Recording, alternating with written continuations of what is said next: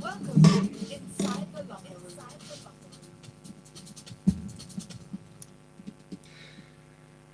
Good morning to you, and thank you so much for being here on a Wednesday morning, 16th of June 2021. If you're watching live on YouTube, I have a treat for you. If you haven't joined, all right, so go to YouTube and type Smooth FM Lagos. Watch very quickly so you can catch Tega on the corner of the studio. Oh gosh, you left. Good morning, Tega. Good morning. Good Hi. morning, everybody. Oh, you doing that? I was napping. Tega just went to the edge of the studio, one corner, right? Just squeezed herself in. So cute to see. My goodness, I wish I took a picture. Welcome to Smooth Breakfast, and of course, Locker Room 981, which is a part of the Breakfast Show that brings you a detailed analysis of sports stories. You must have heard about the latest updates with the Super Falcons, Kevin Durant's 49-point masterpiece, Wilder and Fury trading Barbs. We'll check out all those stories. Please join the conversation by sending your thoughts through WhatsApp 0809444091. 0809444091. You can also leave a comment on YouTube. Tega, Super Falcons head coach Randy Waldrum says his team must avoid mistakes in their final game in the summer series against world champions United States of America on Thursday. Waldrum warned that the players have to shape or will pay dearly against the hosts. In his words, we have to clean things defensively because if we don't, we'll be in some real trouble with the US. We have to correct our lapses because the US team can expose you in so many different ways. I was going to say that I think we should have done a walkover, but that will not be good in the spirit of sportsmanship. If you're going to be the best, you have to beat the best. At some point in your career, I'm not sure we should try it tomorrow, but hey, what can I say? The first, so it's true defensively. Like I said, for both teams, men and women's teams, we always have problems defensively. However, especially in this series, for the Super Falcons, they've been found wanting. I mean, they lost to Jamaica by 1 goal to nil. The only reason the match ended 1 goal to nil in favor of Jamaica is because they didn't. Jamaica doesn't have the quality up front. As they had opportunities, they just didn't have the quality to finish it off, and that's how the Super Falcons, with that disorganized display in the first game, went away with just that 1 goal loss. But the second game, they conceded three against Portugal. Yes, they came back, but you have to remember they conceded 3 goals against Portugal, 2 goals in 34 minutes. Now, if the US have 34 minutes against a shaky Super Falcon side, It's over. it will not be 2-0. No, it's over. After all you said yesterday, reminding us how indomitable they are. Yeah, it will not be. It will not be 2-0. And so that's what he's saying. Just he's not. I don't think he's going out as much to say go and win. He's just really trying to get the Super Falcons in a better shape to organize themselves well in the back. The good news for them is ahead. Onomebi would be available, so maybe, just maybe, she'd help them clean up that back line because of her leadership and all. So we hope to see what will happen. But Nigeria against the US, I'm not hopeful for a win. I just want to see a decent performance. Right. Yeah. That'll be enough for us. That'll be enough. The Brooklyn Nets appeared before to be in serious trouble heading into Game 5, and even more so when they went down by as many as 17 points in the second half. But even with Kyrie Irving out, James Harden hobbled, they still have Kevin Durant, and he led them all the way back for a 114 to 108 win to take 3-2 series lead over the Milwaukee Bucks on Tuesday night. I will say this for Milwaukee Bucks, they dropped the ball huge Oof. last night. And it's very simple. Now you have the Brooklyn Nets that's playing without a Kyrie Irving who picked up an injury in the last game. James Harden wasn't fully fit, but they rushed him back in because they felt like Kevin Durant alone against Milwaukee Bucks was asking a bit too much. Like I said on Monday, Kevin Durant had to score 50 points to even keep the Brooklyn Nets in this game. He scored 1 point less, 49. But that was a massive performance. And look, I know that Kevin Durant is one of the best shooters the league has seen. But this is Milwaukee Bucks. They have a 2-time MVP in Giannis Antetokounmpo. If Kevin Durant is dropping 49, you will drop 50. Mm. That's why you are an MVP. Mm-hmm. They have Chris Middleton, and they have Drew Holiday. These guys didn't show up on the night. Giannis came up with 34 points, but defensively, they were all over the place, and that's the problem with this Milwaukee Bucks side. They say they're one of the best defensive teams in transition. I didn't see that this early in the early hours of this morning. I just saw a team that looked horrible. And so now you dropped a game against a team that has only one star, which your full stars loaded. So now they have to struggle for the game of their lives in game 6. And yes, they're playing at home, and maybe to help them a bit to have the crowd in there. But you're giving yourself too much work. That should have been the last game of this series if Milwaukee Bucks had done the job they did. In the second half of the game, they scored only 21 points. Both the bench and the starters, 21 points, 24 minutes. So unacceptable performance. They can say, okay, we are going to shake it off and try to come back in game 6, but there was no need for this. It leaves a lot of questions when you give a team hope like this. Now Brooklyn Nets need only 1 game. Milwaukee Bucks need 2. Guess who's under pressure? The Bucks. Okay. In the Bucks. In other news, Philadelphia 76ers, again, another team that led by as much as 17 points. No, 18 points. And still lost the game against Atlanta Hawks, who were struggling to even catch up. That series is now tied at 2-2. So horrible for Philadelphia 76ers, especially with their star player Joel Embiid struggling with a knee injury. They said there's a tear in his meniscus in his knee, so he's been padding that knee. What would have been important for them was to try and play as little games as possible. So win game 4, and then win game 5, and that series is done. But now it is extended by 1 more game. So huge one for 76ers, huge one for Doc Rivers. He's going to have to rally around his troops with an injured player. I don't know how they're going to do it, but this series is not looking as easy for them as it should have been. Yeah.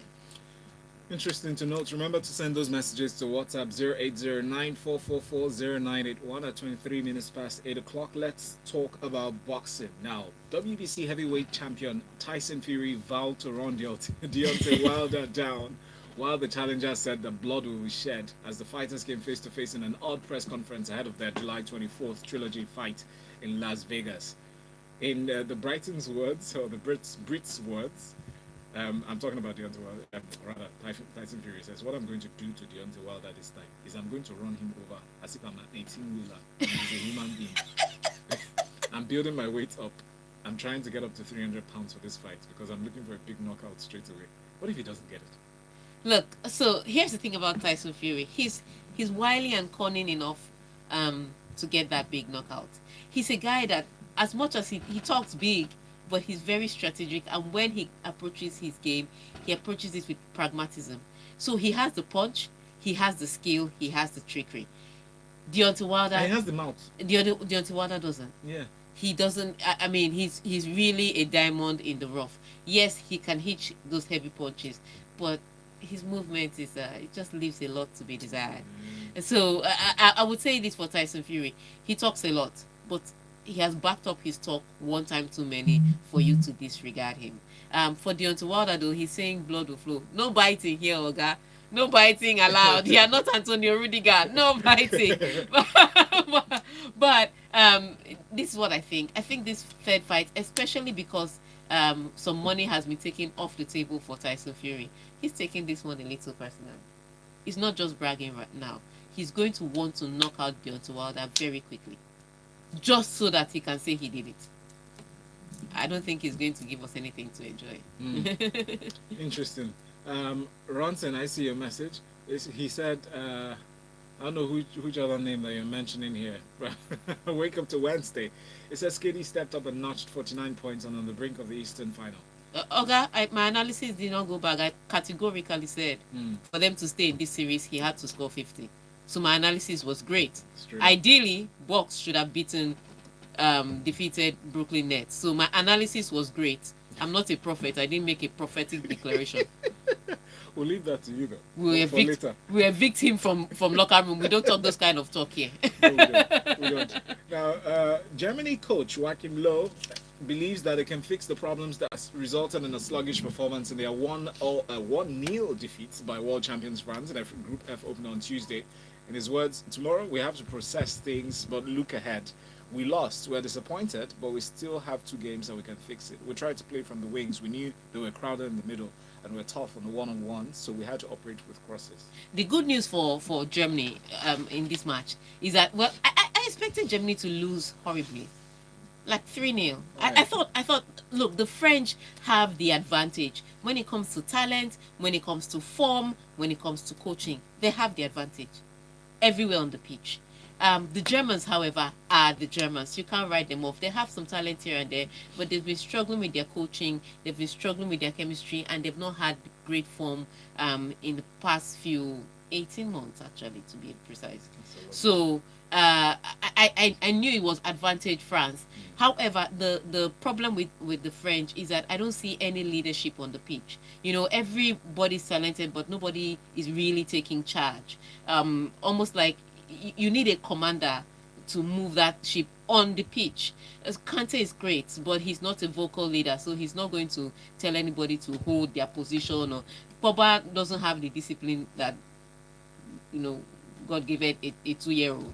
So he's not even going to lead anything. And up front, Mbappe just wants to play ball and dribble everybody and put the ball in the back of the net. But sometimes you have to be pragmatic. Benzema is too new in the team to have any authority over these guys. And in the back, there's really nobody. So really, the leadership for France is the problem. However, because of the quality they have and because of the coaching they have, I expect them to go far in the tournament. Like I said, they're one of my favorites to win Euro 2020. And I think it's because of that lack of leadership that they were not able to take advantage of their advantage yesterday. And the Germans came back in as usual. They created a few chances here and there, and maybe they could have gotten away with a draw because, like I said, they are the Germans and they will have the opportunities. But before the game, during the game, and even after the game, you could just tell that they were just a dollar shy when it came to them against France. But they have the opportunity to play against Portugal next time out and try to win, and then beat Hungary, the whipping boys of the team. So yes, Joachim Low has his work cut out for him, and he needs to do that. His team didn't play badly yesterday. They were just not. France were just superior to them at the end of the day. So congratulations to France. Like I said, they're my favorites to win. Them and Portugal, unfortunately, both of them are in the same group. So let's see how this pans out for them. So we open the phone lines now. Yes. Now, you have seen the first round of matches in Euro 2020. You've seen every team play. Who are your favorites to win Euro 2020 and why? So you've seen everything. The first round ended. Today the second round starts. Italy, Switzerland today. That's the one match to look out for. It starts at night at 8 p.m. I really want to watch that one. But so we're opening the phone lines now, and Val will give you the number. So you call us and tell us who are your favorites to win Euro 2020. Yes, please call 0144 Again, 0144 after this. It's a smooth 98.1. Don't read this message. I have. Do you have a correspondent in Europe? Eh? Do you have a correspondent in Europe? In Rome. No. Okay. Well, in Europe. For the Europe Yeah, because there are 11 cities, so you can't have correspondent. It's true. I have somebody in Italy too. Yeah. Who's calling it? So I was just wondering, in case you need any, if we can collaborate, she can send feed to you, to me, Streamline and my followers. Feed her. As far she goes to the live viewing centers and she can interview a few people. Okay, yeah. Let's go. The first part of this conversation is brought to you by BetKing. Let's go back to the phone lines now. 0144 Who are you choosing as a favorite to win the Euro 2020 and why? Chef, good morning. Good morning. Welcome to the show. What's your name?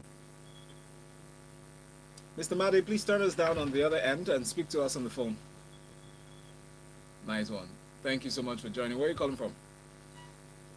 Okay, go ahead. France? You love them. All right. Okay. Sorry. Because of the game yesterday. All right. Yeah, Thank you so so much, Madi. Good morning. Morning. Thank you for joining the locker room. What's your name? Mohammed from where? All right. Who's your favorite to win the Euro 2020 and why? Who? who is Ororo? Call the name of his country, Ja. Portugal, yes, Oh. yes. Why though? Why? Say that again. So, should I take it to mean that Portugal and France were your two favorites, but you didn't like France's performance so far, so you choose Portugal?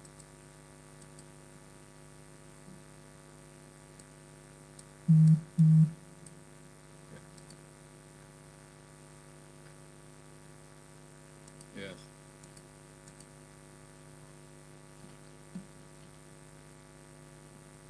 Yeah. Mm.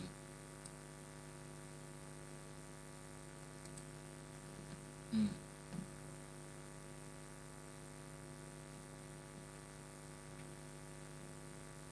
Okay.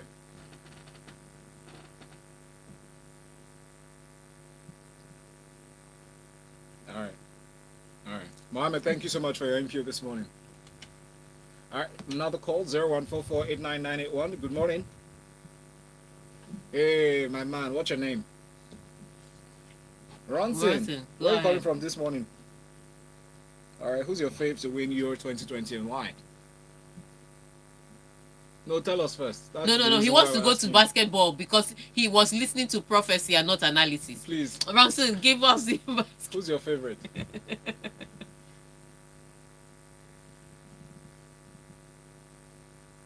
Okay. Italy.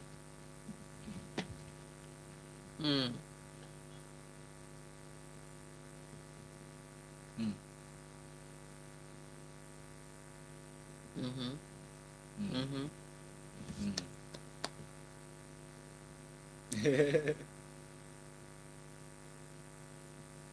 Yes. Mm. Yep.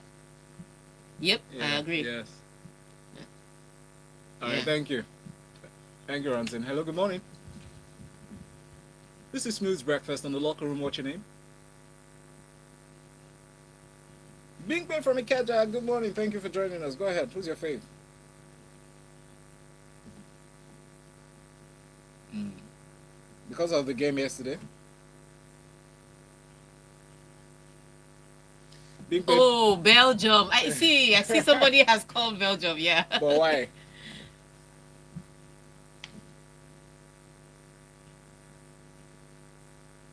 Yeah.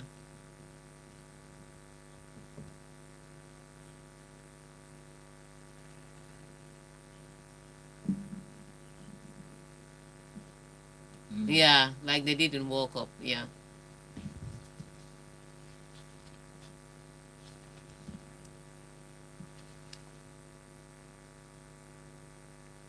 Yep. Yes. Yep. Yes. Yep.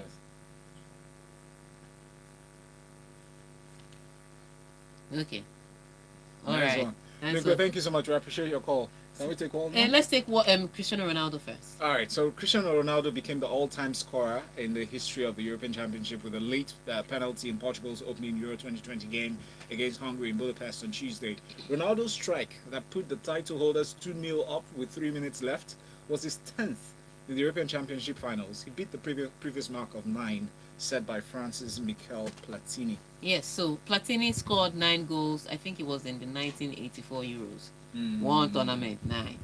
But Cristiano Ronaldo has come and he scored 11 because he scored the penalty and then he scored the third goal for Portugal to get them the 3-0 win. Now, that's 11 goals from 2004 till now. He's the first player to have played 5 Euro tournaments. So you can see the longevity in his career. Fantastic results, amazing results, and he just keeps notching up these records. Brilliant performance by Portugal. no, by Hungary Mm. for most of the of the match. But from the 85th minute, I think the minute they cancelled that their goal as offside, they dropped the ball. And Portugal was like, let's get let's start playing the game. And this is why I think Portugal is also my favorites to win. Now, Portugal, first of all, they have leadership in defense with Pepe. As old as Pepe is, almost 40, he's still leading, and his approach to the game and the commands he gives, the players follow. Up front, they have Cristiano Ronaldo.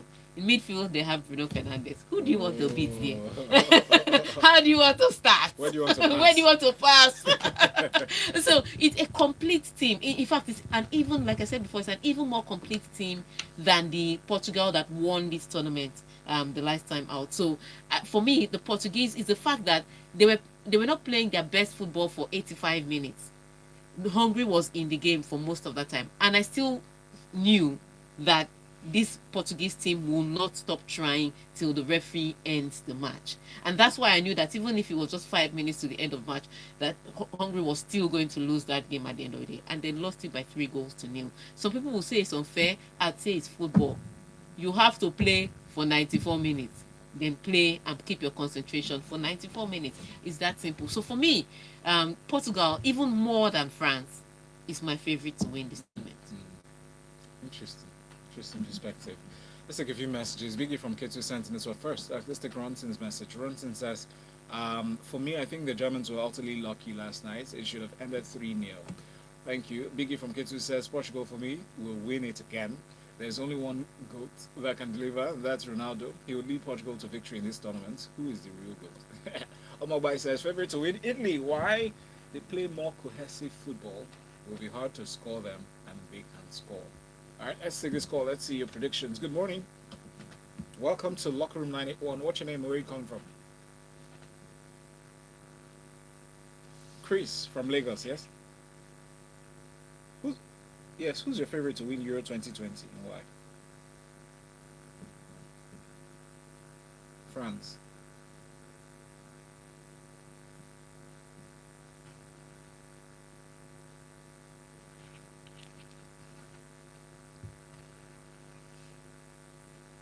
Hmm.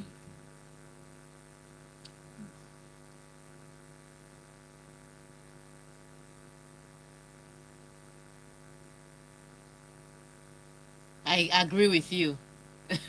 Chris, there was one run. Chris, thank you so much. Thank you so much, Chris. Yeah, there was one run that Mbappe made. He was behind Matt Hummels, maybe like 4 yards. He ran. He overtook Matt Hummels. He got into the 18-yard box. For me, referee said that wasn't a penalty because Matt Hummels touched the ball. But after Matt Hummels pushed the ball, he used his foot to clip Mbappe, because Mbappe could have still gone on to score that goal. So for me, that was a penalty, but referee says no penalty. VR agrees with him. Who am I, Tega, in Lagos, to argue? That goal was insane. Yeah, but that was offside. Let's take one more. Good morning. Good morning to you. What's your name and where you coming from, please? Estee from Shomolu. Thank you so much for joining us this morning. Who's your favorite to win Euro 2020 and why? Why?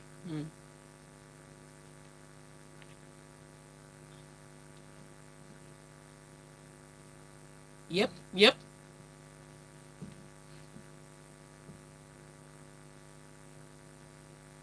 Mm-hmm.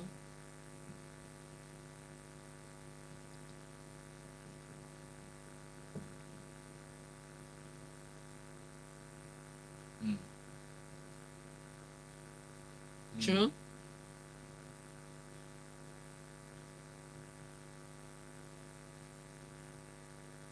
Mm. Yeah. Mm-hmm.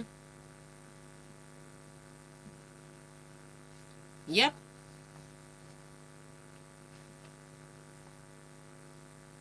Okay. Yeah. Right. Thank you so much for that essay. Thanks for your call. Now let's go to more stories. Now Spain were looking forward to staging a festival of football in their Euro 2020 opener against Sweden as they basked in the Seville sun and a fervent atmosphere. But after a frustrating nil-nil draw, they turned on the ramshackle La Catuga Stadium. The pitch didn't help us, they said.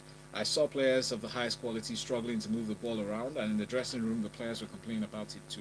Luis Enrique, you lie. It wasn't the pitch that was your problem. I can guarantee you. I couldn't do it. Look, The pen is not writing well. those I people couldn't read- hypnotized me. Look, they were moving the ball from side to side. Yeah. At some point, if you just said, Tega, give me all your money, I'd have given you all my money. Because I'd gone. The purpose of football, yes, is that it's beautiful. It's also that you pass the ball around. But sometimes you have to make some progress forward. And Spain did not do enough of that. And the few times they did enough of that, unfortunately for them, Morata was not having a good day at the time. And even when Gerard Moreno came, he had more to offer the Spaniards than Morata did. So maybe Gerard Moreno should have come on a lot earlier in the second half than when he did. And maybe they would have gotten a goal. But they moved the ball around from side to side as opposed to sometimes forward. And the whole idea that just passing the ball around is tiki-taka is not true. That's not, tiki-taka doesn't just mean move the ball from left to right. If that is it, that means they've been playing tiki-taka since 1940. Exactly. But that's not it has to be penetrative, it has to move, it has to make a mark. And they didn't do that. They had 13 shots on target, on goal, and only 3 on target. The same amount that the people that didn't even have ball. What was the point of dominating possession? So for me, it was their lack of cutting edge. It wasn't the pitch, because they passed the ball around well. They needed to be more direct with their football, and they weren't. And Luis Enrique, for the life of me, it's again coming to show why he was doing over Sabi work, as we call it in Nigeria. Because he came into this tournament, they said every team can come with 26 players. Luis Enrique said, no, I'm taking only 24. Why?